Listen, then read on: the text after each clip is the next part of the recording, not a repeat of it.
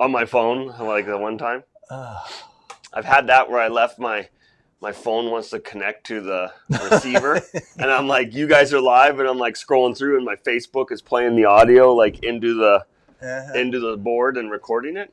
Hot mics. That gets awkward. They have hot mics happen to like presidents and congressmen and stuff like that all the time. It Why does. can't it happen to us? Do we have anybody watching yet? Hey, what's up? Eddie. Are we live? Eddie is saying hello from Estacada. We have one guy in here. Oh, hang on. I got to move the mouse Todd. so we can see.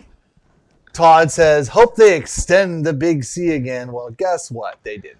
I think Todd says he wants to go fishing with me. I don't know if he's being serious. I don't know why you'd want to go fishing with you. Maybe he has a head injury or something. I don't know. Yeah, must be. I don't know. He makes out like he wants to fish with me, I think. That's weird.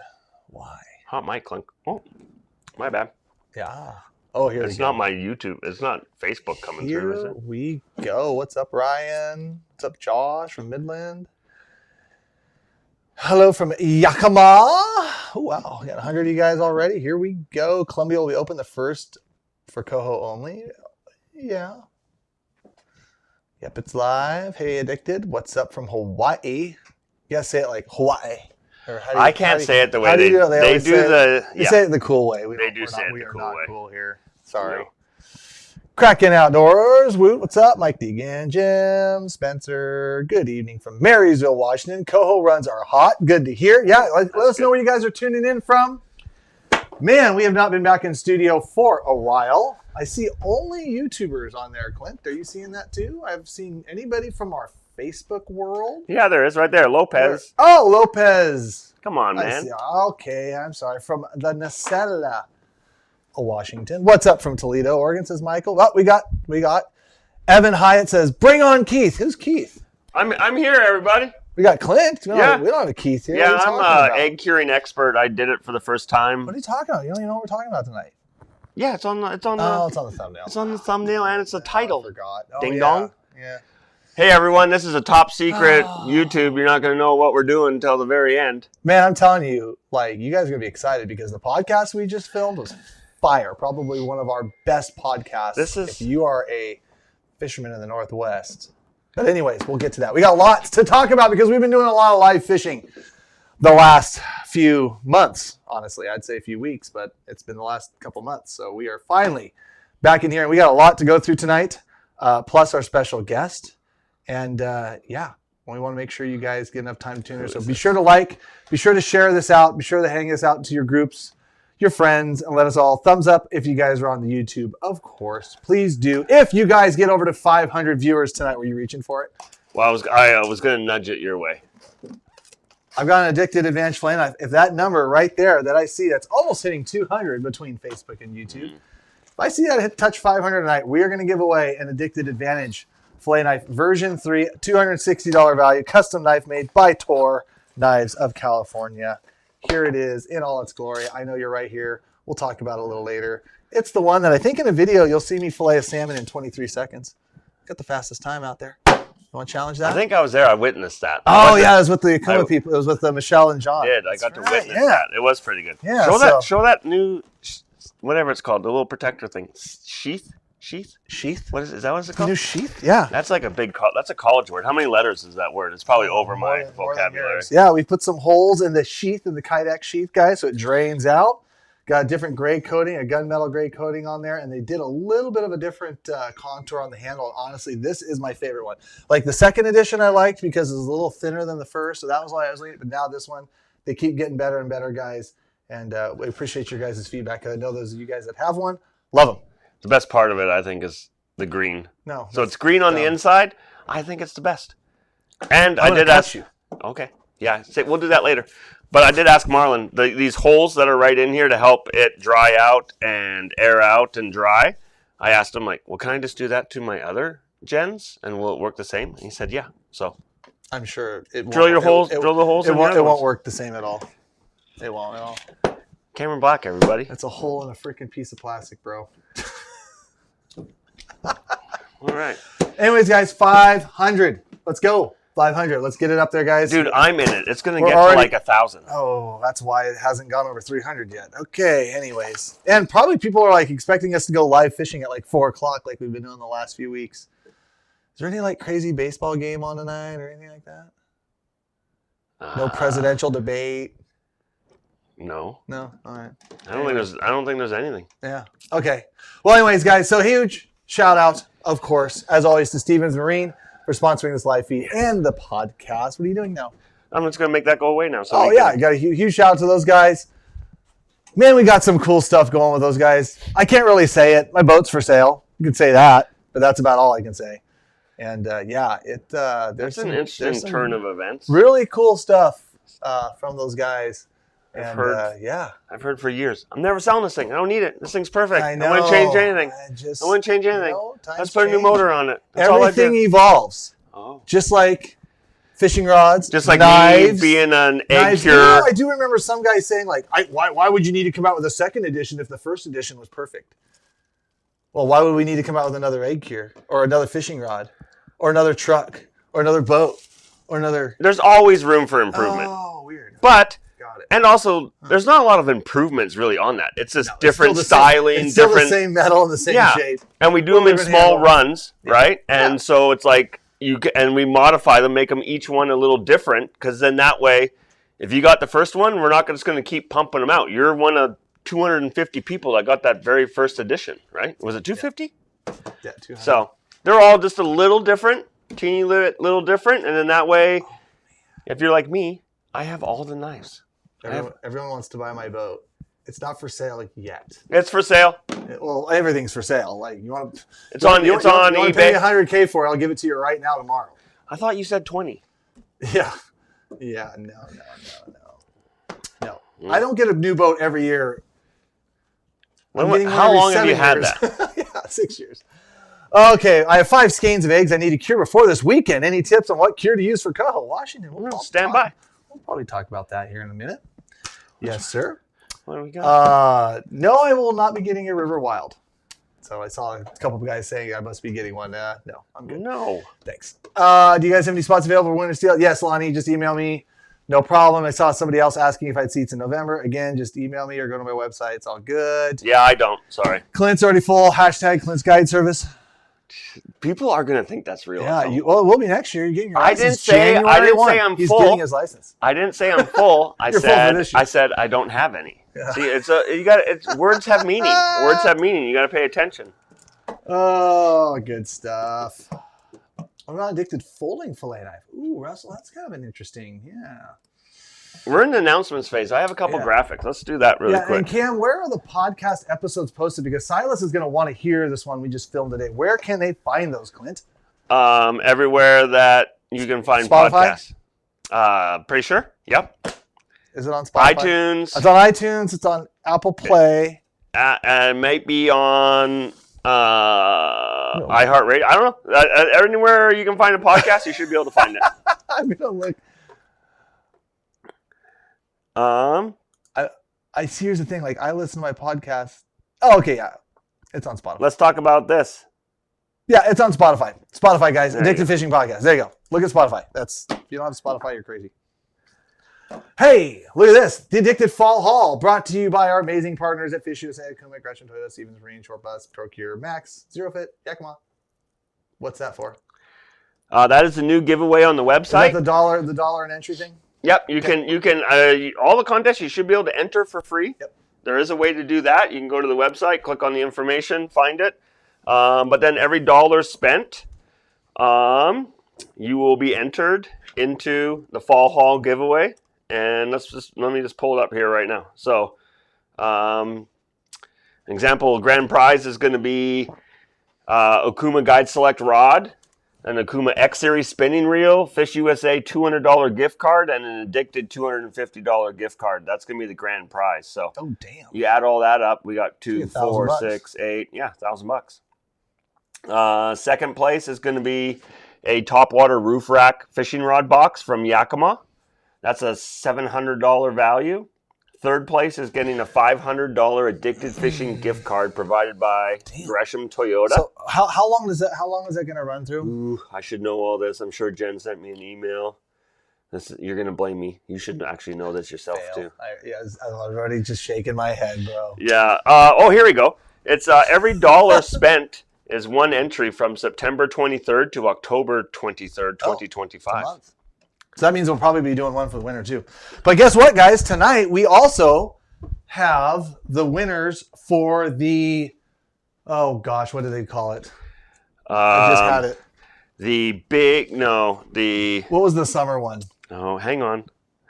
It's the hookup something. The big summer hookup. The big summer hookup. Mm-hmm. Yes, we are doing, that's why I'm in here, you guys. I mean, I'm also a very well-known egg curer since I've done my first batch ever in my life about 2 weeks ago. And I've never fished my own eggs, but I'm sure they'll smash. Like, all you guys up in Oregon City, look out. Look out. You guys all complain how hard the bite is. I'm coming. Clint can kill a bite. I don't even know how to hook them on my hook. I barely know how to drop an anchor. But yeah, garbage hole, I'm coming. Use ketchup in your egg cure. Is that a new one? No, don't talk. We'll talk about it. That's a good one. And yes, Andrew, every dollar you spend is $1 in there. So what we're going to do, guys, is we are going to roll through all of our winners for the summer big drop, whatever the heck it is.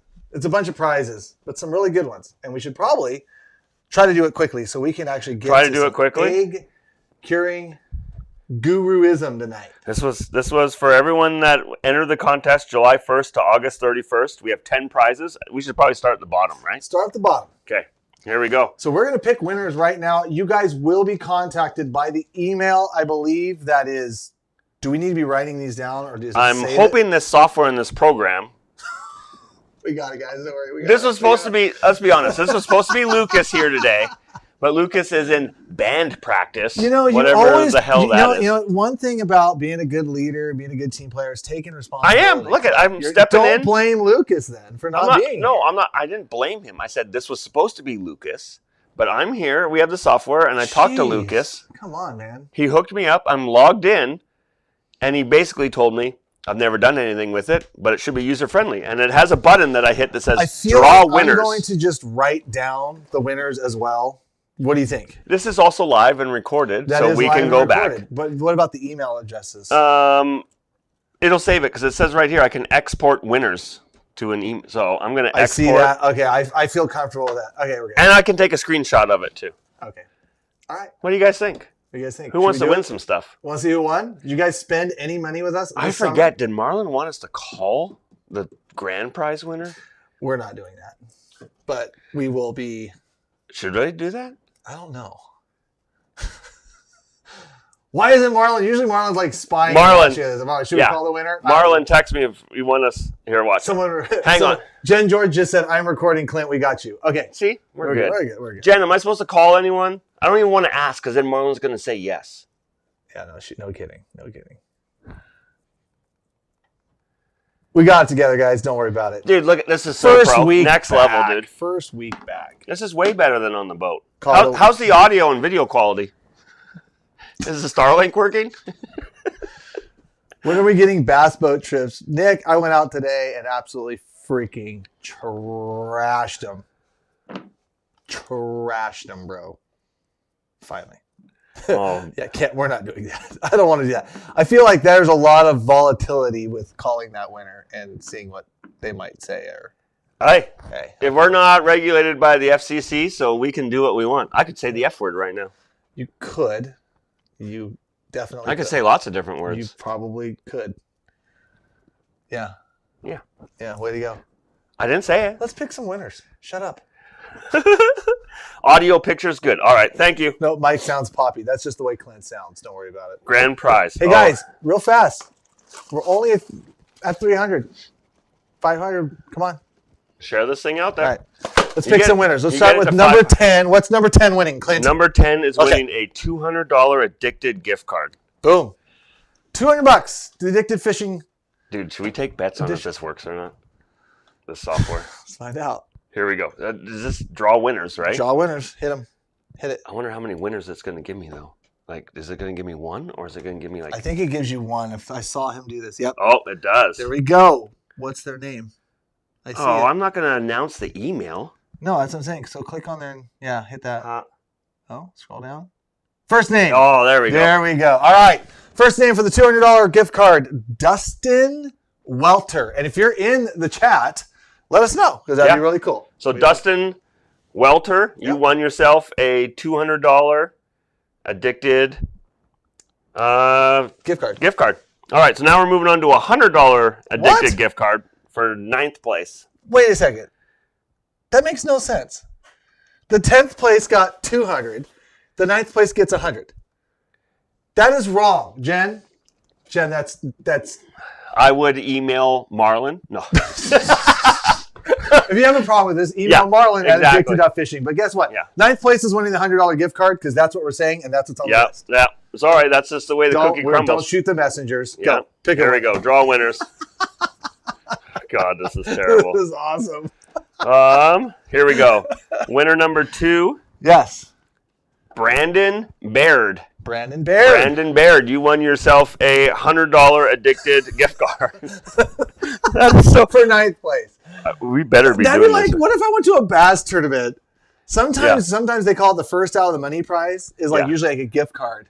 And so like sometimes like the last place being placed like a few $100, but then the first out of the money is like $300 gift card. I know, like that was one tournament we were in. Yeah, was like exactly. The first guy out of the money won more than exactly. I feel like that's like what we did here. So sorry. Anyways, $100 gift card. Brandon Baird, congratulations. We will be emailing every winner out there. So go. I really hope these are the right prizes now, the way this is going. So, if we're wrong on the prizes, we're still doing them in order. Yep. We'll correct it. It's the order we see right here. So number 8. Yep.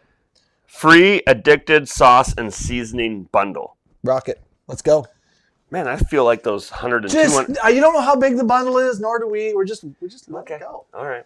Here we go. 8th place is a $20 McDonald's gift card. Yeah. We have a lot of empty pizza boxes from the old bashes. 8th place winner. Go for it. Here we go. Tim Pelan. Tim Pelan? Pelan? Pelan, P-E-L-A-N. Tim Pelan. Tim, you won yourself a email's on the way. Addicted sauce and season bundle. All right, here we go. Let's keep these going. 7 is a free addicted roll top backpack. Ooh, backpack pack. Free backpack. Free backpack. I have a backpack. What's it? I don't know. Just go. Winner. Okay. What do we got? You don't want me to sing? Edward Ungot? Ungot? Ungo? Ungot. Ungot. I'm pretty sure that's Ungot. U-N-G-O-T-T. Yeah. That works. Edward Ungot. Congratulations. There you go. Rock it. Okay. Number 6, free Akuma Cold Water SS Reel. Ooh. Hit it. Let's see here. We got the winner, Patricia Johnson. Patricia Johnson. Woo! That name sounds familiar. Didn't have to butcher it. It does, but a lot of these people. I wonder why that sounds familiar. I wonder if she's like a bash. That could be very well. That could be. What did she win? She ran. She ran? She won? She won. Golly, she won the Cold Water SS Reel. So the next prize is the X-Troll fishing rod. $350 rod. Here we go. Oh, and we do have to say, this is if this picks somebody on the addicted staff that ordered stuff, and like some people are not eligible, so we will have to adjust if that happens. But Marvin Hoover, congratulations. You won the X-Troll fishing rod. And the next, so we got you. Yep, we're good there. And we got the email. Yep. Oh, there is a phone number. Dang it. No, we're not doing. No, there's no phone number. I didn't see any phone number. Okay, number 4, sunglass bundle, all 3 lens colors. Holy smokes, it's $350 there. Let's see it. Our winner is Kevin Rogers Jr. Kevin Rogers, if you're out there, congratulations. Who's saying woot? Did you win Cracking Outdoors? Did anybody win? Anybody win? Anybody on here win one of the prizes yet? That would be sick. Yeah, people are just congratulating the winners. Got it. Okay. Third prize. We have a fishing trip for 2 with Peel the Reel guide service. Does Nick know that? Probably not. Actually, the way it goes, guaranteed. I guarantee you he has no idea that there's 2 people headed his way, courtesy of Addicted Fishing, to go fishing with Mr. Nick Popov, Peel the Reel, for 2 of you guys. That's a badass. And that is a badass. But the only reason why I know that is like Charles was like, I told Marlon I'd do a giveaway in the lure packs or whatever. And then he's like, every time he's done the lure packs, he's giving it away. He's like, so I guess I'm just taking people fishing. We're just going fishing, I guess. All right. Who won? Ready? Yeah. Cameron Black. Yes. No. Yes. Lies. No, Mr. Paul Tappaney. Paul Tappaney, you have won that fishing trip with Mr. Nick Popoff. Congratulations. Heck yeah. Oh, should I make a comment? No, you should not make the comment. So the second place prize is a fishing trip of 2 with Mr. Jason Harmson, Steel Obsession Guide Service. Pick a winner, Clint. Oh, man. Here we go. Oh, good luck. First name's easy. Molly. Molly. Molly. O'Rourke? O'Rourke? O'Rourke? O'Rourke? A-R-O-U-R-K. O'Rourke? I'm O'Rourke. Canadian. I don't know. O'Rourke. Yeah, you Molly. won. Molly-O. Yeah, you won. You were. If you get the email, you won. Yeah, you were number 2. Congratulations. Congratulations, Molly. You've won the trip for 2 with Jason Harmson. Okay. Steel Obsession. Don't read this one. I'm calling. No, you're not calling. No, they told me to. I'm calling. Oh, gosh. That's You not. You got to do. Oh, yeah. Okay. So, grand prize winner. It is a $12,000 Minn Kota package, including Canon downriggers, including a bow mount system, and including, I think there's a finder on there too. Oh, look at. Nope. Sorry. No way.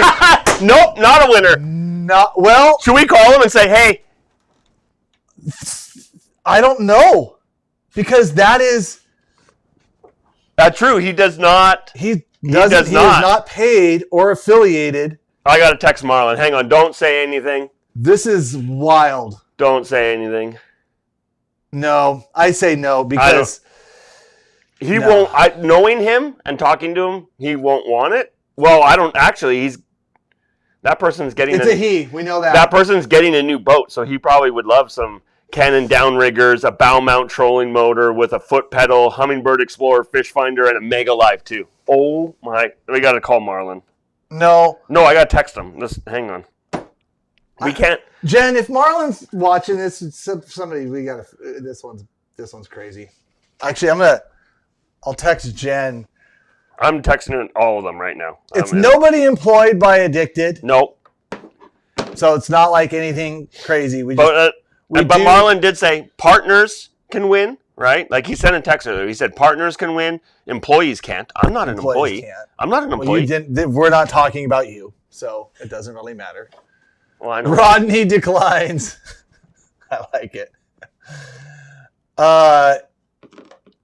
Yeah.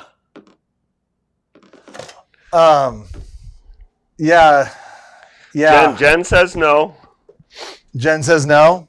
Yeah, but we're waiting on Marlon. That's a weird one. What does Marlon say? He's not on there. Scott Call is out. Yeah, partners actually can win if they buy from the store, because they think that is just it, guys. Like every person. Why is Jason watching right now? I thought he's busy. He's up north, but every person who spent $1 on the site, it just automatically pushes them in. So it is. They did spend money, and that was part of the rules for the contest. And he's not. Marlon said like partners and other people can win, but employees cannot. This person is definitely not an employee. Sorry, you guys. Like this is what happens when you do this live, and it's literally I don't want to turn it around because it shows. We can just like publish a list like other people do. Like they just get this is straight live. This is for those of you that don't believe us. This software that I'm using is called. Remember, people can still hear you, so don't whisper. Is yours on? This is called Viral Sweep. So it's a program. It's an app that's built into the Shopify. If people can't tell this live, then they're crazy. Okay, well, we're going to stand by for another minute. This is what happens live. What other announcements going to be? We talked about the knife. The knife's available. We talked about the new contest. We have over 300 of you guys. Come on, keep going. What's the other? What else did Jen text us that we need to talk about? Hey, what do you guys think about? I don't read any of her emails. What do you guys think about these fire addicted? I put years of. Marlon's calling. Don't put him on speaker. Marlon, you're going on speaker. You're going on speaker, right? Yeah, he just said don't put him on speaker. Go talk to him. Turn off your mic and go talk to him outside. Hey. All right, guys. We want to make sure this is fair for everybody, and just because it is what it is. Higginbotham, you guys are all having your good. Yeah. Who do you guys all think won? Who do you all think won? So we're just gonna make sure. I don't want to do anything. It's not like our pig, not our farm. Okay, that's all we need to know. Okay, bye. All right. So what do you guys think about these glasses? Well, what are we doing? We don't care. What do you mean? Glasses. What are we doing? With what? Winner or not? No. Draw. Yeah. So just for some background, I'll let you know what this. We don't even need. It's in the terms and conditions. Friends, family, and associates of addicted cannot win this contest. It's in the rules. This is all goes through attorneys. It's all very complicated, but it specifically says that. If it says that, then that's the end of that. So, but I will say this: don't say the name, and do not say the name. Do not say the name. Pick another winner. Oh. All right. We'll pick another winner later. Okay, here we go. Which sucks. It is what it is, but we want to be fair to everybody. So, you guys. That's why it took so long, you guys. So, here we go. No way! I'm just kidding. Just joking. Me! I haven't seen the name yet. All right, don't say. Oh my God, there's no phone number. There's literally no phone number. Do all these other ones have phone numbers? That one didn't. That one right there. Oh, it did. They all have. How did they not? How did they do it without a phone number? Oh my gosh. What are the odds of this always happening when we do stuff? Look I'm going through every other previous winner. There is literally a phone number. Did they not? They must have not put their phone number in. I wonder if they just checked out as a guest. Well, we have every single other. Oh no, that one doesn't. Yeah, that one doesn't. So it must be an option. One did not have. So that does not. Fortunately, that does not disqualify this guy from winning because he's still going to win. But we don't have to call him. Sorry, we have no phone number. I want to call him. Nope, we have no phone number. I wonder if I can. We have no phone number. I wonder if I can look in Shopify. That's from it. We don't have a phone number. We have a winner, and he's eligible. Maybe. You ever heard of him? Well, no, that's okay though. He spent $1 on our website. He might have bought a freaking $1 line keeper, and just won a $12,000 package. That's $12,000, guys. Is it really $12,000? Yeah, I think that's what the graphic said. Oh yeah, good. This is my nickname. This is my alias that I use when I buy stuff shipped to my house that I don't want people to know about. I'll check that email address. Yeah. Okay. Well, announce the winner, bro. Let's do it. Let's get to the program, boys. I know. Let's do it. Michael Beans. Michael Beans. Michael Beans, if you're in here, you just won $12,000 in Minn Kota and Hummingbird products. Congratulations. To the other guy that got selected, you'll probably hear about it at some point in time. And Sorry, I'm trying to I'm trying to figure it all out, aren't we? So Jen's. Yeah. Michael B. Oh, you're having Jen look up the phone number, aren't you? Yeah. God dang it. She's doing it. We got to talk about more important stuff like egg stuff. No. I didn't win, so I don't really care. Let's go. Moving on. I don't know what to do with it. I identify as Michael Beans. Yeah. We're all Michael Beans. I guess I'm going to download this and save it for Marlon. Yes. Let me just click on this to make sure it did all the information. Marlon just texted me something. That's fine, but let's not even talk about it. The who, what? Yeah, we're good. Oh, look, this gives me the number of entries too. Oh, so let's see real fast. So Michael Beans, not the lowest number on there. Let's look at these. Yeah. This one, interesting. Oh, so that must be bonus entries. How do you get? That must be every dollar. I don't know. I don't know on that. Total entries. Well, look at that. Yeah, Jen just came back with there is no phone number. We didn't see it either. So, anyways, Michael Beans, congratulations, you won. We're gonna move on because we need to talk about egg cure. And I saw you guys have been asking a lot of egg curing questions. So maybe I can have. Well, actually, won't. What we'll do. we will have to ask you guys to ask those questions again. So, Clint, it's been fun. It's been real. Get the hell out of here. You don't want me to talk about eggs? I mean, I'm pretty much an expert now. No, I'm sure you are. I've done it once. I'm sure you are. I am sure. I mean, I even busted out a scale. I used a scale to weigh. Yeah, like a gram scale or something. Yeah. Or why do you have one of those around? For cooking. It's in my kitchen. It's for cooking. Bye, Clint. You're an idiot. Bye, Clint. Bye, Cameron. Love you long time. No, don't ever say that. Already did. All right, guys, that was a lot of fun. We got over 300 of you guys watching now, so let's bring in Mr. Keith Archer. From Keith Archer, Mr. Ultimate Egg Cure himself. How's it going, bro? It's going good. Going good. So, you guys, every year at this time of year, we always try to do some egg curing. Yeah. We always got some really good stuff. It's top of mind right now. Rain's coming next weekend. Yeah. I mean, guys have been catching fish and tribute. Every time I don't say it this way, you'll get called out because. Yeah. Yes, I understand people have been catching fish on eggs probably for the last 2 months. Okay, last 30 years. Yeah. Oh yeah. Right. Probably. Yeah. Probably exactly. It probably every month of the year for the last. Yeah. Mm-hmm. At the end of the day, trib season's coming. A lot of guys are catching fish, curing eggs, bringing the here. Thanks for coming. Absolutely. Yeah, I made a post today about this stuff. This is exciting. It's fun to be on the show. Yeah, and if you guys, just a little tidbit out there, Keith and I recorded a podcast. It'll be on Spotify here in a few days. Check it out. We got into some nitty gritty stuff, but it's been a lot of fun listening to this guy because believe it or not, I can't remember. We were trying to figure it out if it was 25 or 30 years ago. I would have to say it's closer to 28, 30 years ago. I caught my first summer steelhead. You took my dad and I fishing up on a river that we can't even fish anymore. Shocker. And caught my first summer steelhead, and then I spent the rest of the summer driving up there trying to catch more. It was a neat area. That was such a great experience. Man, cold water summer steelhead that were running in there cooling off in the Columbia. Tucking in and cooling off. That's right. That was the trick back then, and it still is the trick today. Find that cold water, find the cold water influx, find the fish. It seems to happen everywhere for salmon too.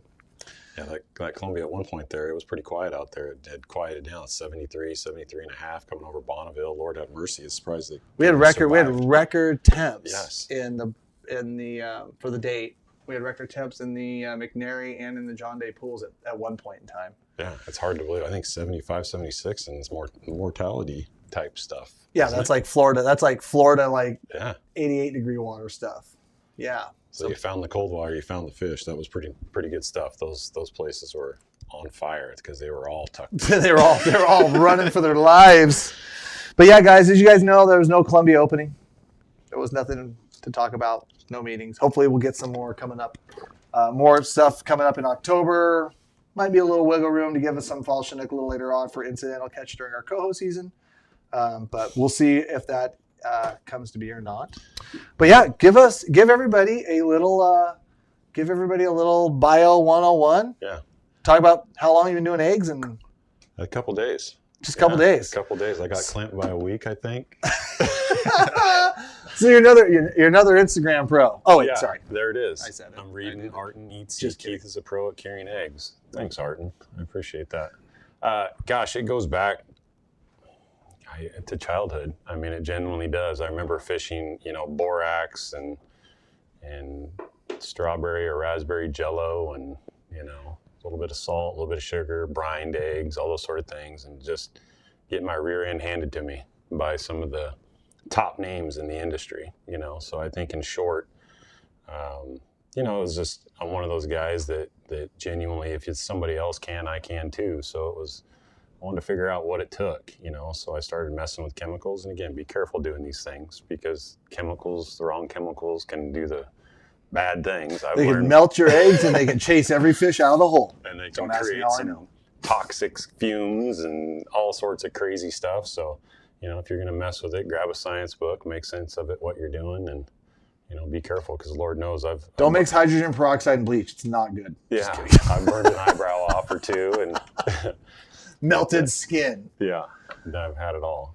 But yeah, so in the end, it was, generated many, many formulas. And to come to one, the ultimate egg cure was, You know, it was very rewarding, very humbling to finally have something that was a commercial cure that I kept off the books. I kept to myself for years and years and years. You know, I kept it. There was a lot of people asking how and why. What are you doing? What are you doing? And I think, just found the right formula. Found the right formula, and here we are.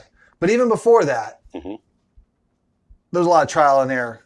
A lot of that stuff that you were talking about. You know, watching guys down in some of the local haunts.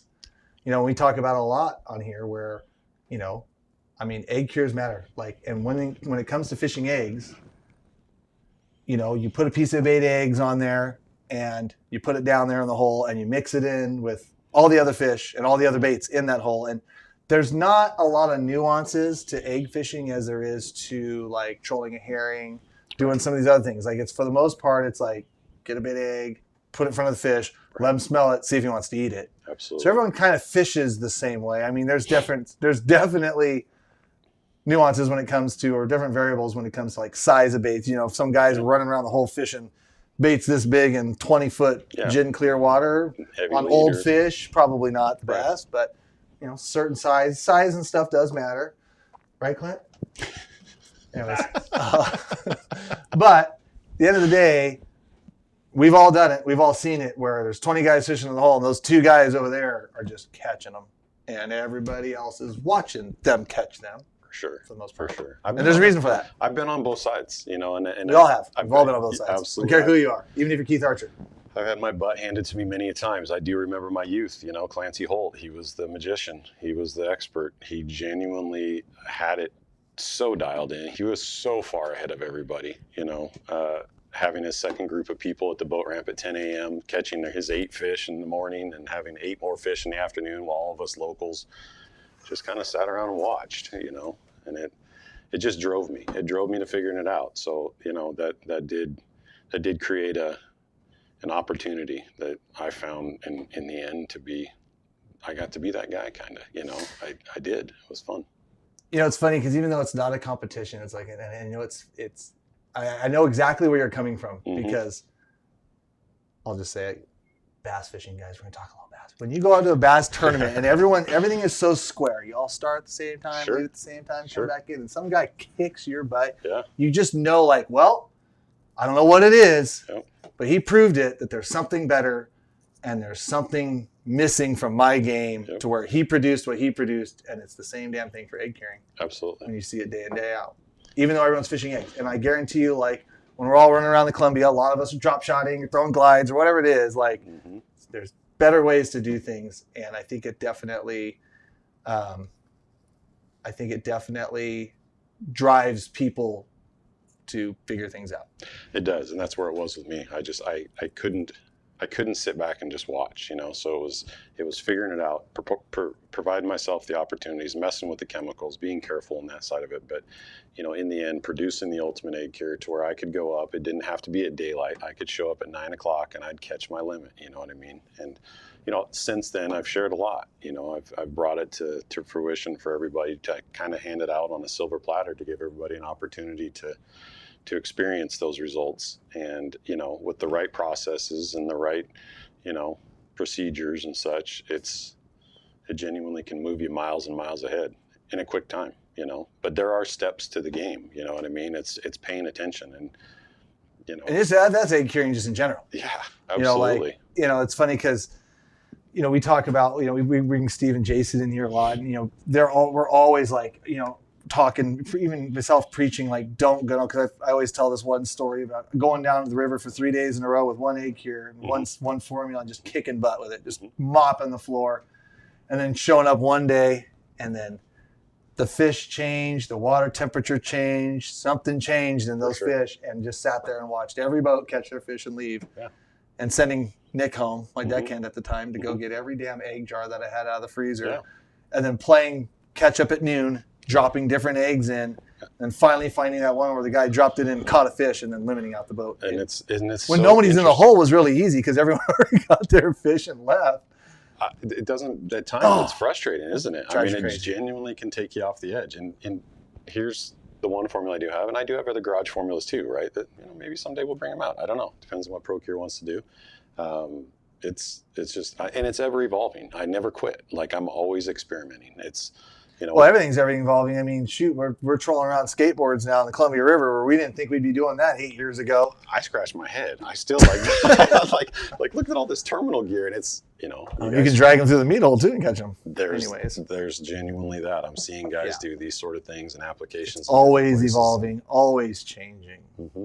always changing. What percentage of that time is luck, Garrett? It's when it comes to eggs, it's what we kind of keep going back to. Sometimes it's not luck. Sometimes it literally is the magic formula, the unicorn tears and whatever else magic freaking potion is in there, because that can make a difference. So let's talk about someone who has caught a fish. Yeah. We talked a little bit about this. We're going to talk a lot about what we talked in the podcast, but you don't want to talk about this? Well, we got some rum, some spiced rum. No. Let's talk about that in a minute, because, like I said, this is not just for ultimate egg cure. No. This is for egg curing stuff in general, and listening to the guy who makes egg cures, probably should listen to some of the steps we do. Absolutely. You caught a coho. Yep. Someone caught a coho for you. A very close friend of mine caught a coho. TK, thank you. Yep. Quick, the community, this fishing community, you guys, it's impressive. I make a post and it's like, hey, I need some fresh eggs for a live feed. I mean, it was like 20 minutes. I had north, south, east, west. That's so much better than I did, because I went bass fishing today. It was like my first day off in like forever. Yeah. And I said, screw it. I'm gonna go get eggs. So thank you, TK. Thank you for that. So, again, he did a phenomenal job. Let me grab some gloves here, because we're going to look at these eggs, and we'll go through them real quick. Do we have side cam up there, Mr. Clint? Ready? Yeah. Let me grab this out of the way. I think the biggest thing that we often do when we land a fish is we get awful excited. You know what I mean? So we whack them over the head and stun them badly, and it a lot of times will cause those females to dump eggs, or dump the blood in the eggs. If you look at these eggs, you're going to see no blood on this side. Are you a no blood guy at all? Here's the thing. There's so many different reasons I want that out because of the bacteria, but I also want bacteria too. So it's a catch-20 for me, right? Because bacteria does help in the fermentation process, which is what the ultimate egg cure really is all about. But those are beautiful eggs. Perfect size. Gorgeous eggs. Good skein, good thick skein on them. They're about midway through their developmental process. Gorgeous eggs. We tap them on the back of the head in my boat. Okay, so I'm gonna tap them on the back of the head, and that stuns them. I'm gonna put them in the fish box. I'm gonna put them in the bleed bucket. I'm gonna cut their gills, right? Instantly cut their gills and give them a chance to just bleed out. And if you ever paid attention or opened one up, immediately, that heart will beat for minutes. Oh yeah. I mean, it's like in your hand. I used to give it to my daughter. She'd hold it in her hand. Thought that was the coolest. That's just thing. weird, bro. It's really That's just wild. really weird. I just got to get her to deer hunt with me. I got to get her to deer hunt with me. She's like, Dad, I want to go hunting. Can you pull the trigger? Okay, back to fishing. So clean eggs. Yeah. I think it's really important. You know what I mean? Like I get pictures on the social media, Facebook, the Instagram, guys sending me stuff saying, hey, what would you do with these? And I'm just like, the garbage or the garden fertilizer. Great. Really important to get them cured as quick as you possibly can, right? And most importantly, if there is blood, you can take and soak them in distilled water, 30 seconds, just put them in and shake them around and splash them around the water, right? Take them out and then lay them egg side down on the paper towel. Okay. Oh, drains it out. Drains it out. Give them 10, 15 minutes. And you're back to that kind of drier product that we have. And you can see that, these are... So literally you're sometimes rinsing the egg. Rinsing the egg. But be careful, because if they sit too long in water, right, we can compromise the actual egg themselves. So again, these... Yeah, because Steve, I'm going to relate a lot of the stuff that like Steve and Jason, when we bring them in here and what we tell them.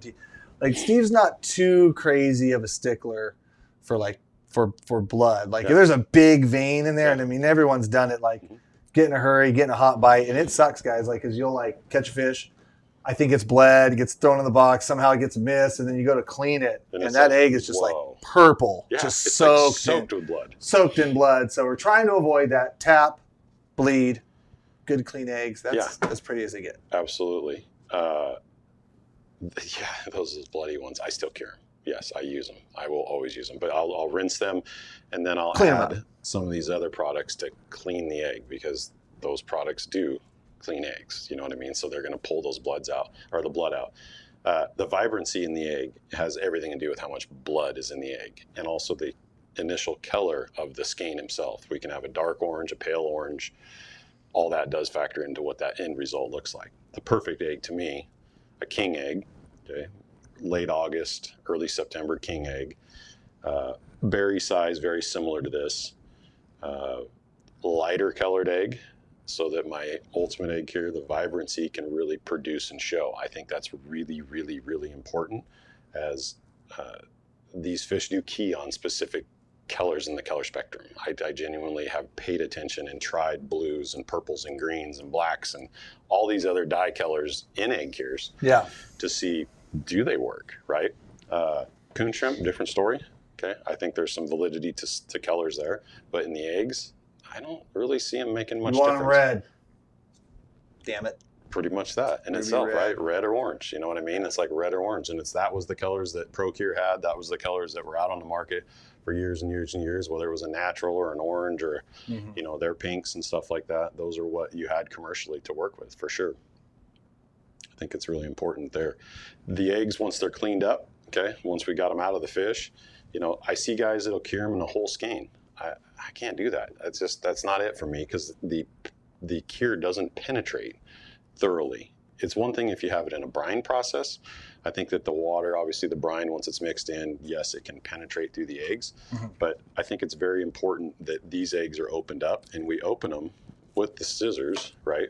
As we're coming up under here, I'm just going to open just a little ways. Okay. Yeah. So I've split the skein. And then I'll take, and you know, this size chunk would be what I would actually cure. Okay, that's going to go into the bag. So I would just, drop it. So a little bigger than a ping pong ball size, and what golf ball size. Right, and what I can do with that is once it's cured up, I can take them down to an actual bait size, right? The other side of it is when I put them away. When I put them away in the jar, it's very important, I brought a jar of eggs here, that these eggs can be put away in the jar. Now, one thing you're going to look at with my process is, you notice there's very minimal amounts of air pockets in here. There's a little air pocket there, there's a little teeny air pocket there.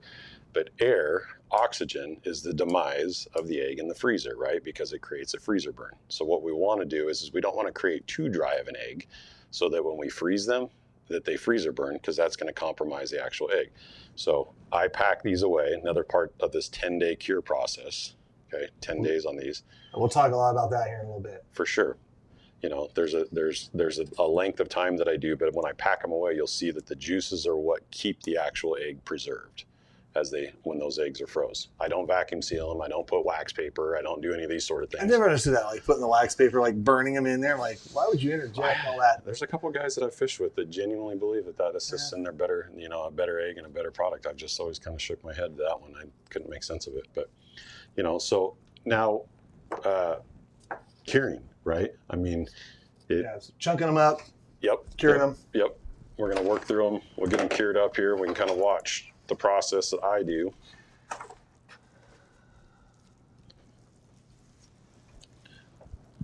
One thing I was going to say is Steve is pretty particular on not putting the eggs on ice. He talks about that a lot, like putting cardboard in the cooler and having a spot that, because a lot of times it's hard to not put them on ice with coolers and kill bags and stuff. So. It's 1,000,000% accurate, because what will happen is, and Steve does explain it, and I've listened to him on many of his shows, is the egg will become compromised because it'll actually freeze and gel up, and then it actually, you know.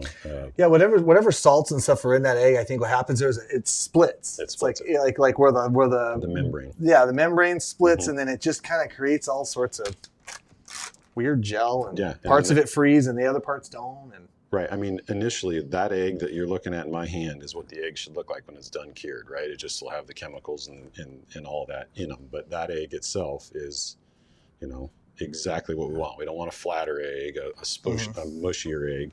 And I think if we don't get the eggs cured immediately once we get them out of the fish, I'm talking within 6 hours, right? I think it's extremely important that I want them done the evening of. I know sometimes we go long days and we're tired and we're running out of juice, but I want them cured. If a client wants to take eggs home, I go, when are you going to cure them? They're like, oh, my brother's coming this weekend. Yeah. He's like, you'll cure them up. I'm like, you're not taking those home. No. I'm like, I'll take them, because if you're not going to cure them tonight, they're garbage. Yeah, no, it's really important, because it once you get past that 24-hour window, that bacteria, there's good bacteria and bad bacteria is what it pretty much comes down to. And those bad bacteria work against. And like you said, you shared it in the podcast there, that they're rotting. Effectively, as soon as they come out of the fish, these eggs are in rot mode. 2 hours, 4 hours, 6 hours. It's just a multiple, and over time, it just genuinely, it works against them. As soon as you can. Absolutely. Have you been out fishing lately? Oh yeah.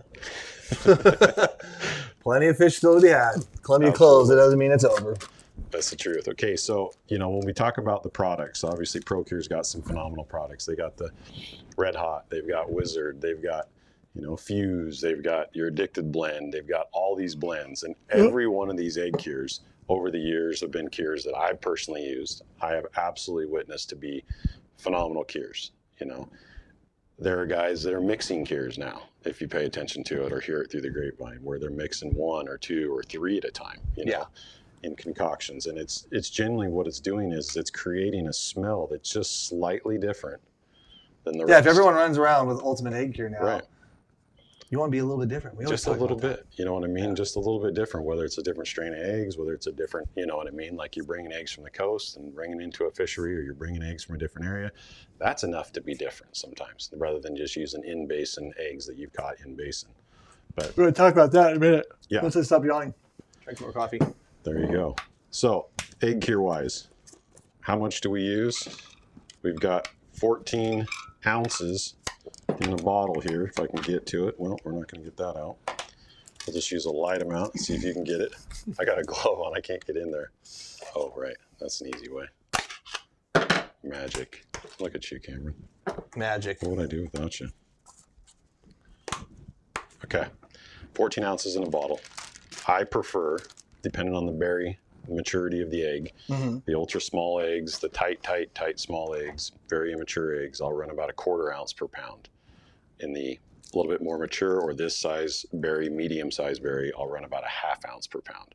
And then in the biggest of berries, those eggs that are getting loose where they're about to fall off the hook or fall apart, those eggs I'll run 3/4 ounce per pound in hopes to try to pull them back together and tighten them up some. And sometimes even adding, after the cure process, put them in borax and things like that to tighten them up. Or heck, you can even fish them with singles, spawn sacks, things like that. I know nothing about that. No, nothing at all. All right, so I got about 1 pound of eggs here, so I'm going to go into about 1/2 ounce. So you're good at measuring 1/2 ounce. Yeah. But would you recommend somebody weighing that, or how much does 1/2 ounce equate to? About a tablespoon, maybe? Have you done those kind of? Jesus. 1/2 ounce of powdered weight. It's been so. Someone can math that up, Google it for us. But I think the key is a 1/2 ounce of cure to a pound. Yes. And you were talking about that is very, very important, just because of processes that occur later on. You don't want the formula to be out of whack. I think that's accurate, yeah, because there is a point where I think the biggest mistake most people make is 1, the egg getting too old, 2, the amount of cure they use, right? So many people will send me a picture and be like, what happened? And they've got almost a mush in the egg. And it's, that you have to absolutely put the right proportions in to a degree, right? Mm-hmm. I mean, if you put 1/4 ounce. If you're going to bake a cake, you can't do 5 cups of sugar when it's calling for a cup. There you go. That's why I used a scale. Okay, to be honest. Sense. But how many ounces are in a container? 14? 14 ounces. 14. So you would divide that jar into 28. Yeah, so do 28 pounds. There you go. Yeah. But now, while you're talking about it too, I know you're hitting on yours. We got the other cures up there. They're all going to be a little different. So yeah, because if I remember right, the ProCure will only do 12 pounds. Right. They use a little bit more, and that's accurate. Their chemical composition. So if someone's going from using the ProCure, which is obviously great, there's probably been more fish caught on this freaking cure. That cure's caught more fish than any cure on planet Earth. Yeah, exactly. That cure in itself. But if you're going the other one, so your ratios are going to be, probably the takeaway is that your ratios are going to be different. And then same thing with going to the Fuse or the Addicted, whatever it is, pay attention to the bottle and make sure you're doing the right ratio. Because like he's saying, is too much of a good thing could be a bad thing. Absolutely. You want to be careful about that. Absolutely. I would err on the than I would more. They're lighter. They're lighter. Well, especially if the way you're cutting them up and doing that, because like I usually kind of do just split the middle, do about half the skein, you know, like a skein like that, throw it in there. But I mean, if you're really taking the time to break those up into those, you know, nice sized chunks, you probably could go a little lighter because you're going to have, the cure is going to have an opportunity to get all the way around the eggs, where if it's in those big pieces, it's not. Absolutely. Absolutely. So I cure these personally in refrigerator, okay? And I'll cure them depending on the maturity. The immature eggs, I'll run 3 to 5 days. The more mature middle-size egg, I'll run 5 to 8. And then the larger berries, I'll run 6 to 10, 6 to 11 days. I also will be attentive to what I intend to fish them for, right? If I intend to fish them in warmer water applications, where I would like to have a bit more dispersion, I will cure them a little bit longer time. You want to be careful to not go too long on an immature egg because it can effectively start to work against itself in time. Does that make sense? So for these eggs, just as a time about 7 to 10 days minimum. 6 to 10. Right? 6 to 10 days minimum curing. Not 2 days. You're going to catch fish at 2 days. Absolutely. You're going to catch fish at 3-4 days. Here's the difference: a competitive fishery. Okay, when we get into these competitive fisheries or areas where there's high amounts of volumes of eggs being fished, I think it's very important that we give ourselves a little more time in the curing process. I want that egg, the ultimate egg cure, to be able to do what it was designed to do, and that is to start the bacterial fermentation process to break down the lipids and proteins, the fats and the proteins in the actual egg themselves, to reduce them molecularly so that they would disperse through the water column quicker. Does that make sense? So let the bacteria do its things so the fish smell it better. I like that. In layman's terms. There, I like that. Yeah. Well, you're saying longer is better. Too long. I don't, you know, I mean, again, I've got eggs that I've gone 20 days, but it's more important to have a clean, fresh egg to start.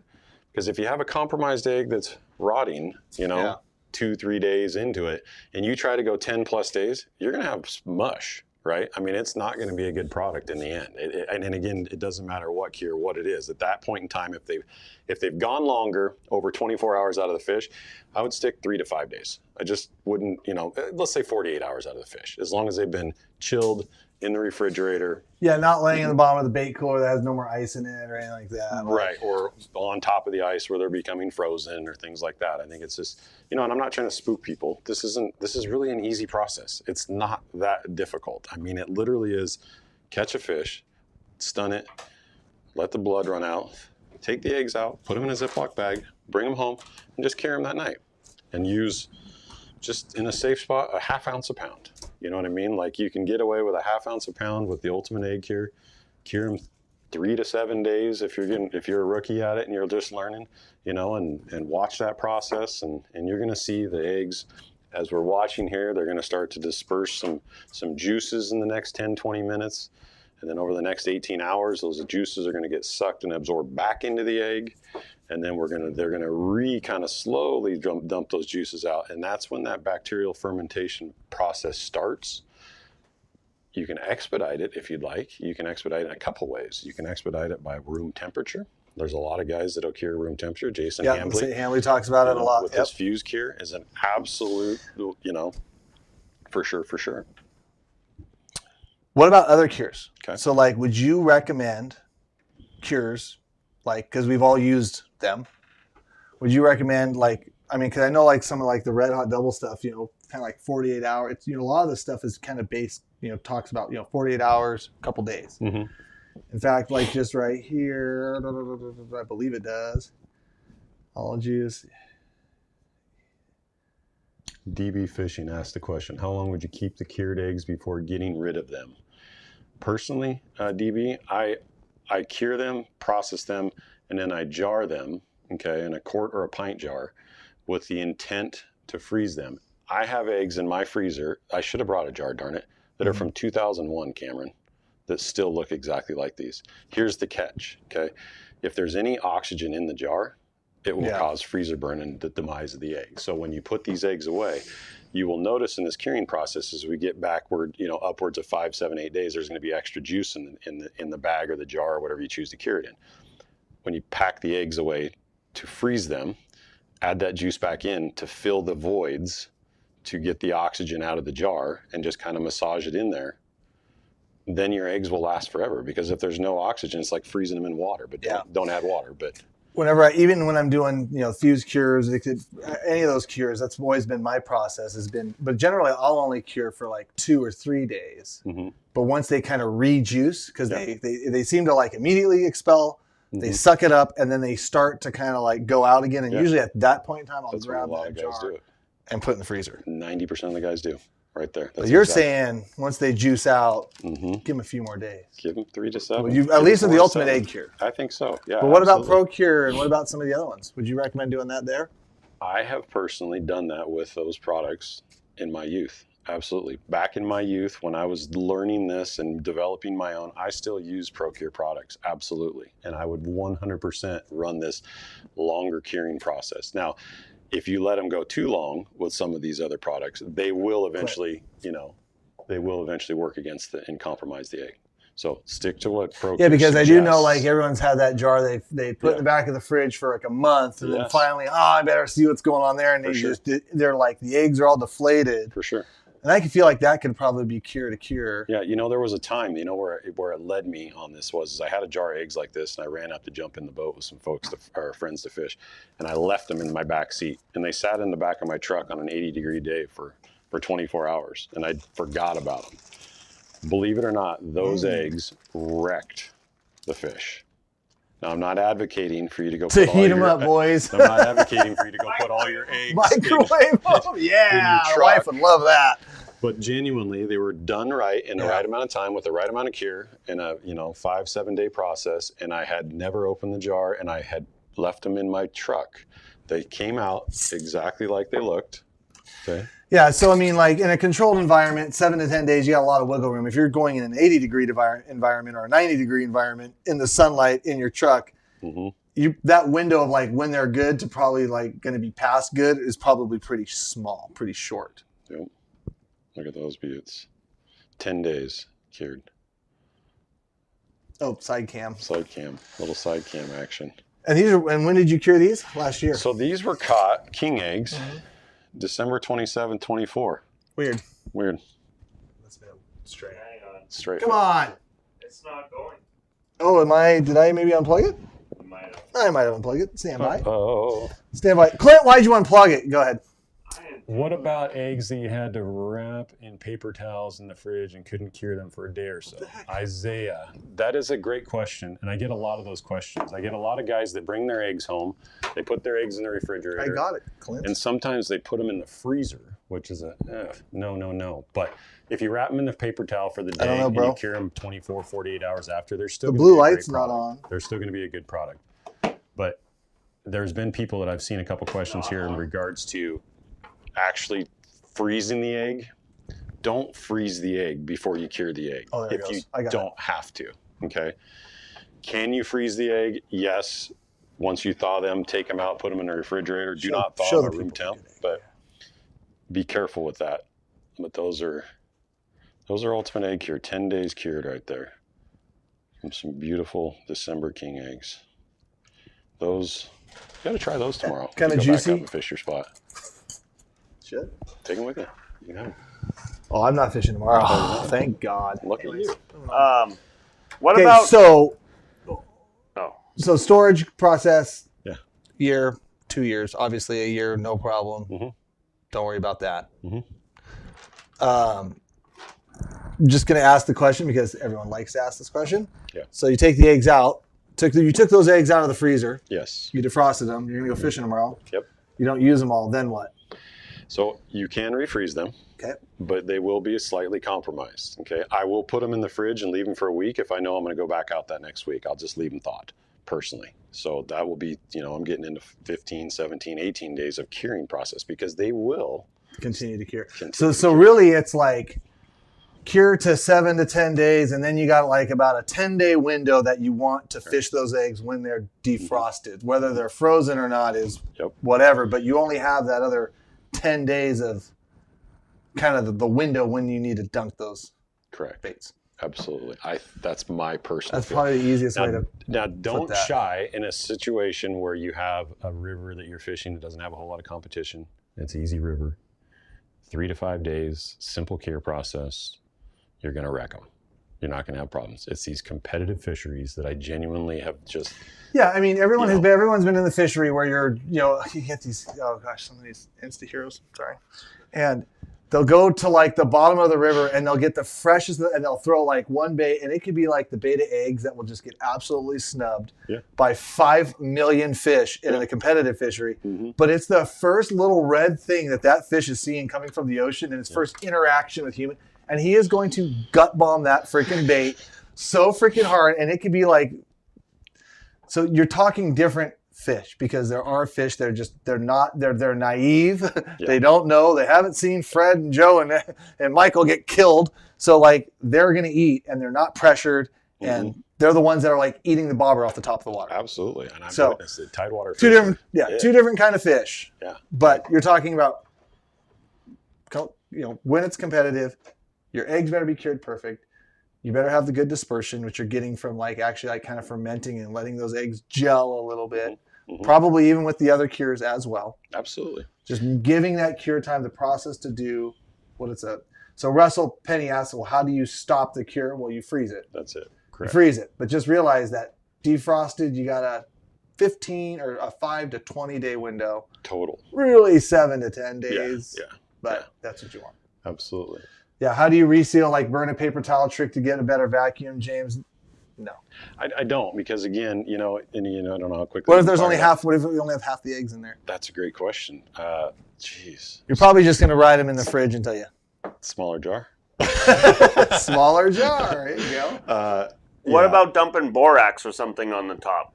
There's a lot of questions that I get around people asking, what can I add? And borax is an additive that is definitely something as an absorbent, right? So it's going to pull moisture from the eggs. So it's going to take an egg that is working its way towards compromise and give it some life again, right? It basically kind of revive it. It definitely pulls that external moisture off that is breaking down the eggs. So I do see that a lot, and more with steelhead fishermen than I do with salmon fishermen. I don't see it as much where the salmon guys are boraxing eggs, but I'm just saying to do just a thin layer, like if the jar's not full, just doing a thin layer to block the oxygen. Sorry, I didn't get your question. Yeah, for sure. That would be a good idea. And there are the vacuum sealer lids that you can use, right? I mean, again, I have one. I don't use it. I usually try to time it to where I have the perfect amount. And like you said, Cameron, if I got a little bit left over, I'm just gonna fish them. I do a lot of fishing. I used to do a lot of fishing. I don't fish as much anymore. Don't fish as much anymore. Chemicals. I get a lot of the questions. Yeah, I was just going to say, so let's see the question there, and let's talk about, what about vacuum sealing in your jars?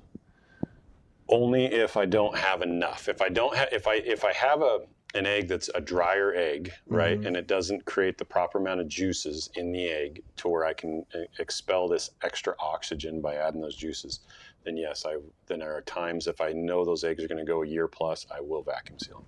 Yeah. Save those special eggs. Save them. Okay, additives. So everyone now is going to run, those 4 cures, whatever it is. Sure. You want to be different. Talk about, because this is where I know you get into a lot of the nitty gritty. Talk about like certain additives for when. And what I mean by when, I don't mean like when in the year, but when in the water temperatures. There you go. And you're putting the right correlation together, because water temp is everything. I really genuinely believe it. I've done a lot of studying around that. And talk about also when you should add additives. For sure. Give away all my secrets. I like this. Well, I don't give away all the secrets, but I'm just saying, but this goes for like, No, I genuinely fish the egg cure pretty much alone. I do have a few other garage cures that I mix up and do things that have different chemicals that do assist. What do I add and when? Okay. One of the things I've noticed that colder waters, they tend to like things that are more acidic. Okay. Citric acid, absorbic acid, things like that. Fruit fresh. You ever heard of the things like that that at times I have witnessed they lower the pH. It is it assists in that bacterial fermentation type process, kind of. But in that colder water, we have more oxygen in the water. So I think at that point in time, things don't disperse as quickly. So we need to help it disperse. Does that make sense? So we need to force dispersion in that colder water when it is actually there's less, or there's more oxygen and the inability for it to disperse correctly. So you're adding sugars. You can add extra sugars at times. Don't go overboard, right? Now, when I made the chemical formula. Or excuse me, you said citric acid. Citric acid. Sorry, I said sugar. Sugars can be added, sucroses and fructoses and dextroses and all sorts of sugars. There's lots of different kinds of sugars that can be messed with. Every one of them have a different way of fermenting. Every one of them have a different way of doing things. But yeah, if you're adding the citric acid, I've found that spring Chinook, that's our colder water fish. I have found them to pay attention to it. You know what I mean? There are times when that is a constant. That I'll add a little extra, a little fruit fresh, or just citric acid straight. Buy that in your canning supply stores, whatever. Sure. You buy it at Safeway, Fred Meyer's, wherever you want to go. Absolutely. What about warmer water? Warmer water is dispersion to the umpteenth degree, right? I mean, it's like I genuinely want everything broke down as far as I can molecularly without compromising the egg. So that's where, we've had this fishery in our backyard all our life. I've had a lab basically to sit in this deep pool and test. Because with test subjects every day for 4 months of the year in 40 to 50 feet of water that have their own environment that they're not spooked in, right? You can catch them at any point in time of day there. They're they'll spook a little when some fish get hooked, but they drop right back into formation. They lay back in there, and then they're prepared for the next smell. So when it comes to additives, one of the things that I've shared recently is we can either make an ethanol type alcohol in the egg in minor amounts as fermentation does happen, bacterial fermentation, or we can add an alcohol to it. We're gonna have a party up in here, boys. Right. You're gonna have a sip. Got some. So would you prefer the Captain Morgan spiced rum or the white rum? I prefer spice because they're infused, right? Okay. Many of these infused, high sugar content alcohols have produced well for me over the years. Plus, there's made with vanilla, spice, and other natural flavors. Never mind. I'll not say what I was going to say. Don't say what you're going to say. We don't want to hear it. But you're introducing vanilla and spice. What's spice? I don't know. I mean, what's fennel? What's think about it. What's garlic? Yeah. What's all I guess garlic and anise and all that. That's all spice. Fennel and all these things that are spices that are what fish pay attention to. That they're high in omegas, right? Okay, so and you're saying in hot water alcohols, stuff that and I'm totally playing devil's advocate here because we're leading on to the stories where we talk about using other really high density, high flammability alcohols. Ethyl. And you've heard us talk about back in the day, guys using starting fluid. There you go. Napa, blue can. It was awesome. Take your bait eggs, drop it down, and just get eaten. Pretty epic, huh? I don't know where that's like. Yeah, it kind of went there. It happened for years because you couldn't hide that. You just be sitting there in the morning, everyone's having. It became everybody had figured it out because you couldn't hide it. But yes, that was because you also couldn't put it like in a cup for very long because it freaking evaporated and then it got all weird. So you couldn't try that to hide it. So it started with that with me in 1990. So I've seen alcohols work, guys. What I'm trying to get at because people are like, "What?" 1993 was the first time I applied that. Oh gosh, it was way later for me. I don't know that was an accident. I tripped over it. I shared with you in the podcast one of the first things I ever tried, and I'm not advocating to ever try this, but I tried antifreeze. And antifreeze had ethyl alcohol in it. Antifreeze, guys. And it caught fish. It made a difference. And then what I did was I studied the ingredients of the antifreeze, and I went, what's in it? Well, yeah, it doesn't freeze. It's probably got some alcohol in it. And then I come to realization that ethyl alcohol was the base that drove. And then all of a sudden the light bulb went off. It was all dispersion.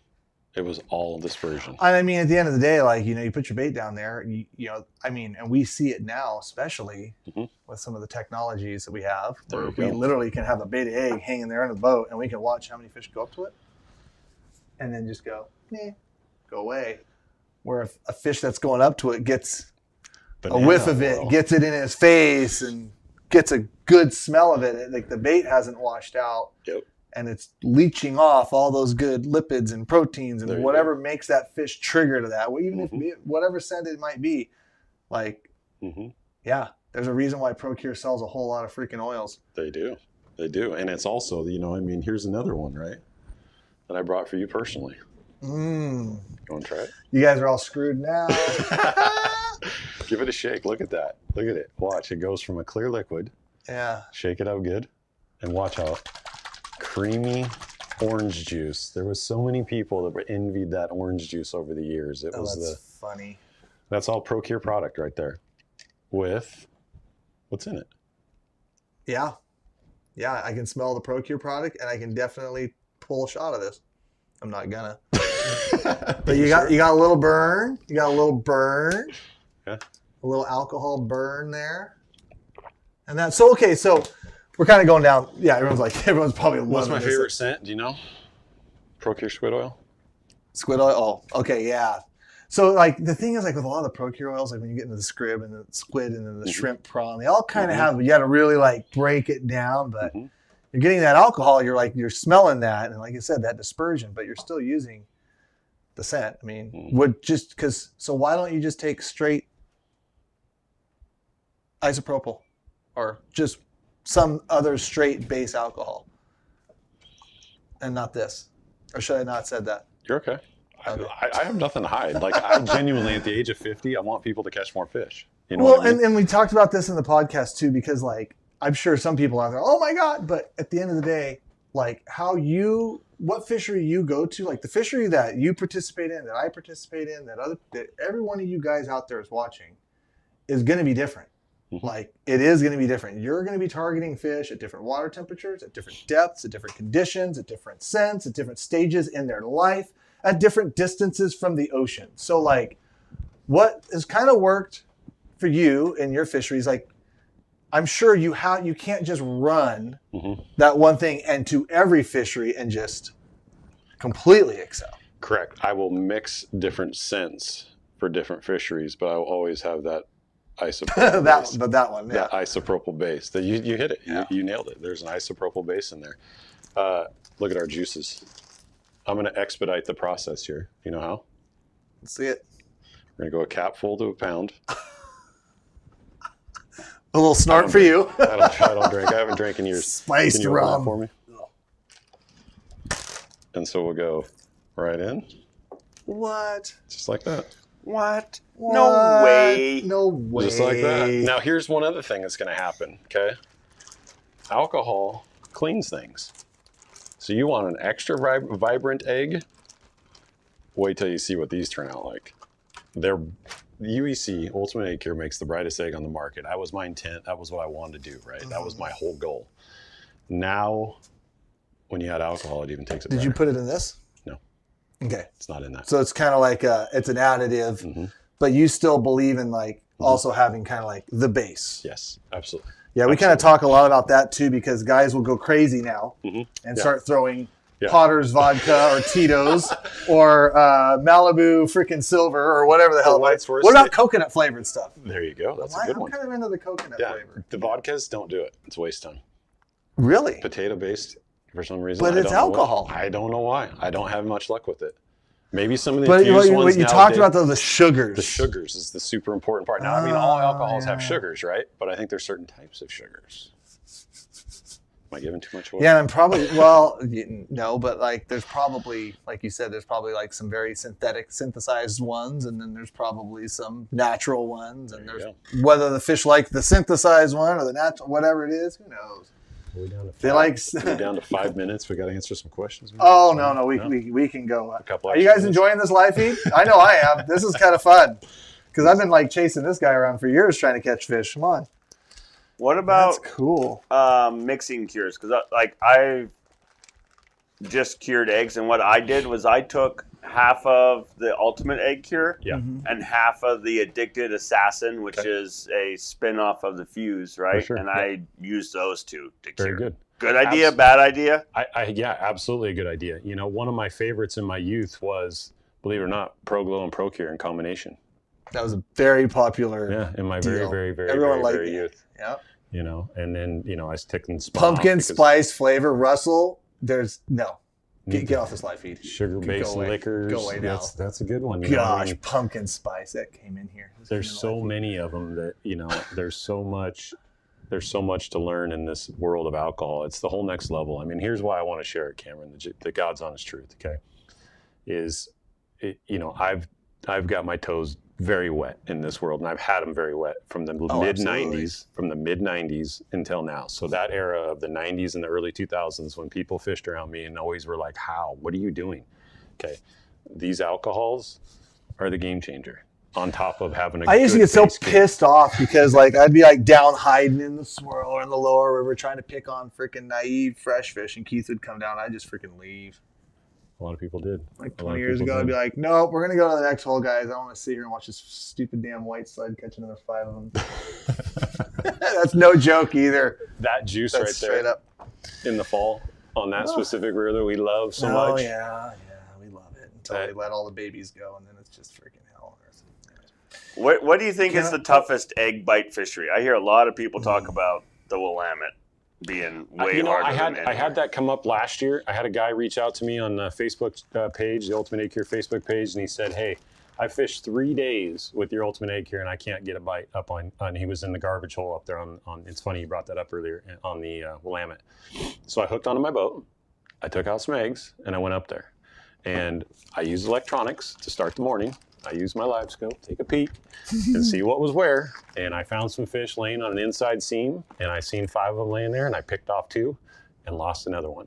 So I hit 3 immediately. So did they like the eggs? Absolutely. I think it was just a product of he wasn't in front of the fish that day, and it just happens. That's number one. You got to have the main ingredient, because you can't. Don't go grab his egg cure and go to a river that doesn't have any fish in it. You know what I mean? I can't make the fish appear. Yeah. I mean, but if they're there and you present to them in a very good fashion, I mean, there's another part of it, right? I mean, I got some experience, you know? Well, and like you said, you said it earlier, and I think that is also probably very important, is that like the proving ground, like you said, we have a 40, 50 foot deep hole that generally has 300 Chinook laying in it in tough, clear, and then temperatures that, believe it or not, increase through the season. Yeah. Into now is that some of the warmest waters here. Exactly. And it's really annoying because you get to the river and you're like, look at that. Like, a little, and it's tough. There's definitely water temperatures where they get tougher. What other questions do we got here? Let's see. Can you achieve the same gummy bear firmness on any egg cure based on? I did. Go ahead. No, go ahead. Finish that one. Sorry. Based off of letting it dry, incline to give you a different firmness. Yeah, I mean, that's kind of a hard one because each egg cure has different chemicals and things that are going to create, you know, if you want that gummy bear type thing, one of the things you add is just more sulfite, right? I mean, you throw sulfite in and it's going to create a gummy bear type egg. There is a point where you have no return, where you add too much and it will crystallize and it absolutely can ruin the egg. So be extra careful. And like when it comes to adding chemicals, remember, ProCure, this stuff was made, I mean, it was the first egg cure on the market. I mean, they got it figured out. Like it's genuinely, it's so dialed, you know, the red hot double stuff and their other products too. Jason's Fuse, I mean, his stuff kicks ass. I mean, I've watched his eggs do phenomenal. The Ultimate Egg Cure, yeah. I mean, we've got it going on. I mean, I think in the lineup, I think the ProCure team is, you know, they got it going on. Oh, yeah, the longest in the business by far. Did you talk about? Let me there's back a question. Does the alcohol kill the bacteria in the cured eggs? Okay, that's a big question. But yes, there's good and bad bacterias, right? Mm-hmm. So if I'm going to assist in the process, there's an alcohol I'm adding. But if I don't add the alcohol, the good and bad bacteria, so lactic acid, we haven't even brought that up tonight, and I don't want to lose everybody in a scientific world here, but lactic acid is what is ultimately created in this fermentation process, and there's a byproduct, right, of ethanol that Starts to form. And we're talking very minute amounts, guys. We're not talking about I'm creating something you can get drunk off of. I mean, this isn't, when it comes to fermentation. You can try. Yeah, right. Let us know how that works. Don't eat them. But I mean, again, there is that question, and that was a good question, absolutely. But if you're adding the alcohol and assisting, you're going to stop and kill the bacteria. That is very true. You're going to kill basically all bacteria in there. But you're going to get the similar results. Could you add, and this was the question I keep trying to... Yeah, go ahead. Would you add alcohol to this one? No. So, okay. So no. Once it's only at the start of the cure process. So that's a great question. Thank you for asking that. Only at the somebody start else of the cure asked process. it, not me. Yep. No, don't add. And you can already tell that those eggs are like lighting up. Isn't it crazy? Like I'm not even going to try to side cam. Yeah. But I believe so they bright. are lighting up a little bit. Did you guys talk about drying them, like after the curing, before? Yeah, you never talked about like a drying process. I mean, because you're trying to cure in the juices, so you're not straining that good stuff off. I'm not. I never take away the juices. I never strain any off. I never do any of that sort of stuff. I go to the river. I'll lay them out on my paper towels and my bait trays, and I'll cut my baits, right? Whether it's salmon baits a little bit bigger, my steelhead baits. And again, my steelhead, summer steelhead, winter steelhead, I'm trying to save the smallest, most immature berries for that side drift and stuff. You know me, I'm a freak about side drifting. It's my favorite technique. It's the one fishery of the year that I genuinely that summer steelhead side drift, and I can't get enough of it. I literally take extra time off work to go enjoy those fish. They're such acrobatic, light rods, light gear. Best eating. Phenomenal eating. Love them. My sister caught one a few weeks back, and Casey's like, when you go make fish and chips out of that, you invite me over. There you go. He was really adamant about it. Absolutely. But I mean, again, there's such overachievers, those summer runs, the tidewater fishing you were talking about. My favorite fishery ever on planet Earth is to go to tidewater for summer steelhead. You find me a place that has that. I mean, it's like the lower East Fork of my youth. Oh man, that was so much fun back when they stack in there. 120,000 smolt they used to plant in that river, and it was just, But the wilds are doing so good there now. I mean, just incredible. They've come back in leaps and bounds. We have to give praise to the Wild Fish Society. They've got it figured out. Same with the okay. Did the summer run disappear out of there? Is that what I heard? Oh, there's still a few. Couple. Not 120,000 plants worth. All right, go to our new comments here. So, okay, guys. Question for Keith. Someone said question for Keith there. You answered it. You got it. You got it. So we're gonna let this run about 5 more minutes, guys. Okay. All right. Awesome questions.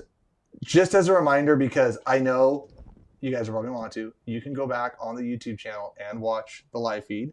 We'll probably share this out ourselves. We're gonna, all this stuff is there. Have you ever tried Sailor Jerry's? Yeah, I'm sure that was my question. Different honey carries different flavor. I've seen honey, coffee. I have not tried that flavor yet, but coffee? I have not put coffee in. It's a bass thing, man. Yeah. That's a big bass thing. It's a big bass thing. Huh. I like coffee. Maybe we should try that. I'll mess around with that. Okay, so we've talked about storage, we've talked about fishing, we've talked about freezing them. Yep. Trying to think. Okay, guys. Some of you guys are asking some questions that have already been repeated, so we'll do another few more minutes here. We never did a giveaway, and I know you brought some Ultimate Egg Cure and sweatshirt. Yeah. So what we want to do is we are going to. That is always the classic comment. Yes, Clint, eat corn the long way. Yes, we know. What in the every week? There it is. So Ben. I want to, or not I, excuse me. Keith wants to do a giveaway, but I think we should do a giveaway right now while you guys have your last minute questions. We'll do one giveaway for those of you guys that know that we had over 300 of you guys watching. And I tell you, if you do a comment, you have a chance of winning. So we just randomly pick a guy that participated in it. Yeah. So Clint, we got one of them right here. Yep. Oh, I think this is going to be an extra large. Sorry. Whatever. I can mail out whatever size. I got both. Well, no, it's going to be an extra large. Okay, sounds good. So an extra large sweatshirt, and if it doesn't fit you, sorry, give it to a friend. And a bottle of Egg Cure, Ultimate Egg Cure. Sounds good. Yeah, so we're going to pick a winner right now and answer any last minute questions. So Clint, pick a winner real fast. Jägermeister? What? Somebody asked about Jägermeister. Oh, Jaeger. Oh, the Jägermeister, huh? I've tried it. I didn't have much luck with it. They don't like. Yeah. You think with the anise and stuff? Gosh. Stop it. Yeah. I'm not joking. Shut up. Did you see that? I did see that. Stop it. We're not even talking. Wow. That is. I didn't see it. I'll tell you when it's over. Elk hunting was good. Friend of mine killed my 6-point. We did call in a beautiful bull. Oh, here you go, Cameron. Announce the winner. Got an arrow. Pick another winner. No, I can't. Yeah, you have to. I know it's random, but pick another one. What do we got? Because that's just dumb. I'm missing out. I'm standing over here just like you guys are laughing. No, having a good time. It's random. I mean, the thing is, if you guys didn't We're think that this was really live, guess what? So I'll say it. Ass Clown, you won yourself a prize pack. Go ahead and email orders at addicted.fishing. You can't make this stuff pick up. Live winners, and we should be just done picking live winners. That's a complete disaster today. Absolute disaster today. Oh, but Mr. Clown, go ahead and Mr. Clown, Gluteus Maximus Clown. Yeah. Yeah. Make sure you email us. Send us your address, and the boys will send I guess you'll find out if this cure works. I feel like there's a lot of people that are using the cure. I feel like we should probably pick another winner, and we have another sweatshirt here at the end. So any last minute comments, guys? You don't want that one? That's what my wife calls me. Does that count? Does the bait size affect the bite? AT, absolutely. Small baits for steelhead, medium-sized baits for your spring Chinook. A quarter to a 50-cent piece. And, I do see title guys running these baseball baits that I just can't get behind. I still run my smaller 50-cent pieces down there. And I catch just as many, I think. Yeah, a 50-cent piece is like... It's pretty big. That's like, ping pong ball. I remember going down there 40-pound, 50-pound leaders, 6/0 hooks, and it's like these Oregon guys. I don't know. It's like they're tarpon fishing or something. They don't have to fish where we fish, man. They don't know anything about finesse. Finesse egg fishing, yeah, exactly. All right, guys, any last minute questions here? Come on. We got one more jar. Yeah. I'm going to buy a bottle of very cool. Yeah. I live by the whole lineup. Same here, Willie. Same here. Keep going. What do we got? His shrimp cure is great, too. We didn't even talk about that, but we'll talk about that as we get close to winter time. There you go. Some coon stuff. Yeah. Love it. Liquor and eggs. Yeah. Nice show. Learned a lot. Yeah, I learned a lot, too. And I tell you guys, definitely something to go home and, play around in the garage with a little bit. Yeah, absolutely. I think that's really what it comes down to is don't be afraid to, experiment with the timelines that you cure the eggs. Don't be afraid to mess with, all the fun stuff. But, just get them cured in it quickly. Let's go drop shot eggs camp. Nick, what's funny is somebody else mentioned that today, and believe it or not, it's actually illegal on some of the rivers because your hook's above the weight. Yeah. You can't do it. No, it looks like you're raking. I have eggs that I got on 8:30. Oh, scroll up. I missed it. That was a good question there. I got eggs that I caught on August 30th and had them in the fridge until Monday when I put them in the freezer. So they've been in refrigeration for 25 days, almost 30. Yeah, 20, 25 days. Yeah. That's a long time. If you've put enough cure. Oh, wait. Will they be good to cure and use this weekend for coho? So if they're not cured, Washington Fishing Adventures, if they were not cured?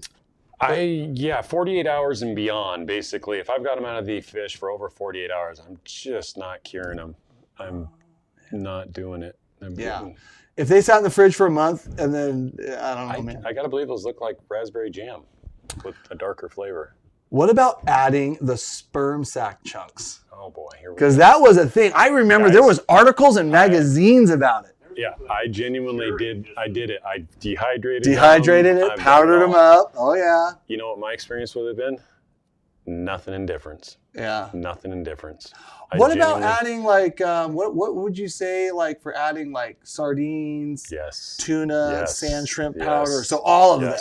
Yes. After the curing process, not during. Yeah, a lot of times I'll add. If I'm going to add things, I do my basic curing process, right? Unless it's a citric acid. Potassium nitrate's another one I didn't get to talk about. There's another one that I've used. I add those at the time of curing, alcohol, but really a lot of what I add, the oils and all the other things, I add the morning of. So I've got my eggs thawed out, I've got them laid in my bait tray, and I'll put my oils over, or per bait, you know what I mean? If I'm starting the morning out and I don't know exactly what they want that morning, I've got 4 or 5 different scent combos that I'm running. Here, you're using this one, you're using this one, you're using this one, and that kind of thing. If there was a little funky smell coming from the eggs, would it still be all right to cure? I mean, that's a timeline thing. You know what I mean? Chinook angler. That's important that you really, if you're starting to get that smell, I got to believe those are over 48 hours out of the fish, maybe even longer. It's, I mean, you can try. The cures, I don't care what product it's hard because, guys, the whole point of all that is like, you're going to go through this like process and time and investment, and then you're going to go to the river and you're going to drive to the river and you're going to wake up early, take the day off work, blah, blah, blah. And then you're going to just fish a crap. I love Dylan Kane, man. He's a great advocate for the product. USC high octane is the eggs, is a cheat code. That's the God's honest truth. There's more guys using the dang shrimp cure and high octane now on the eggs than there are, it seems like, using the egg cure. It's crazy. Guys are running it on the eggs. High octane. Interesting stuff. Yeah, like you talked about mixing the brines and being a little different. Probably doesn't hurt. What's that, Clint? Nothing. Smelly egg. Yeah, so anyways, guys, so when it comes to curing eggs and you get fresh eggs, like I always tell people too, like go and get your bottles of eggs before you go fishing, or your bottles of cures before you go fishing. Just because that's one of those things, like you get home, you're like, oh, I don't have any egg cure. Like, oh, I'll get it tomorrow.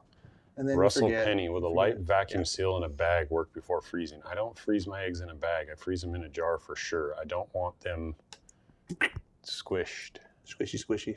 Yeah, I'm going to be careful with that. What about some UV and glitter? Yeah. I've been working behind the scenes with some UV stuff, some special stuff. Oh, God. Here we go. Let's talk about Cameron. You are going to have to prove that one to me, I still haven't I haven't got anything yet that I feel that I 100% am confident in yet. Okay, good. I'm glad to hear that because I was like, you and I are going fishing later on in the year, and we're going to take the UV'd eggs and the non-UV'd eggs and side by side fish them.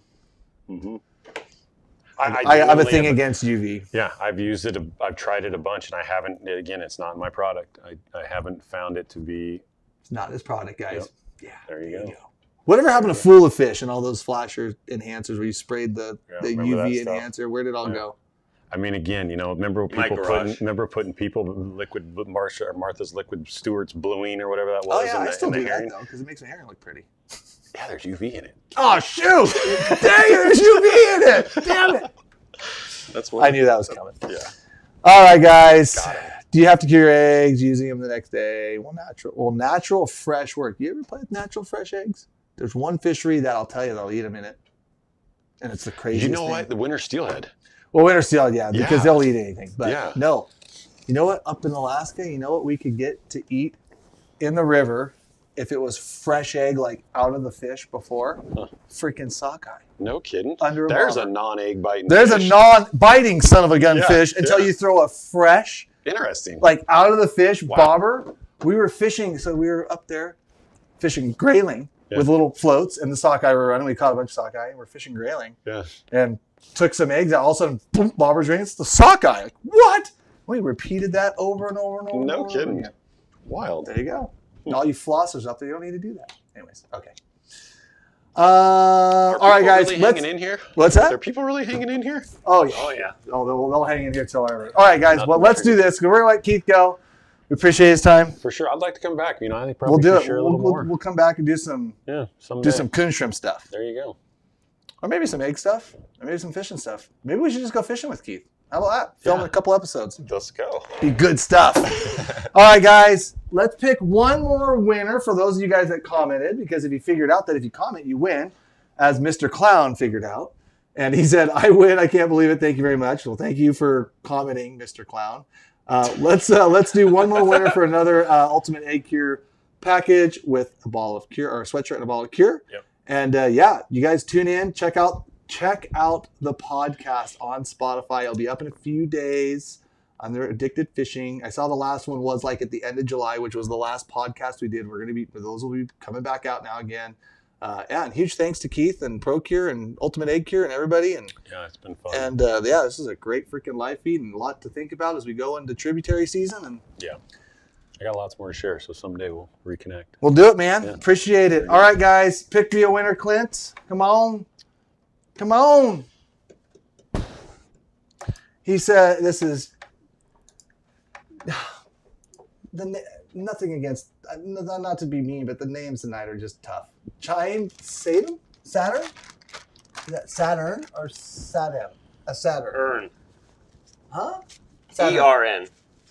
Well, he's probably still in here. So congratulations.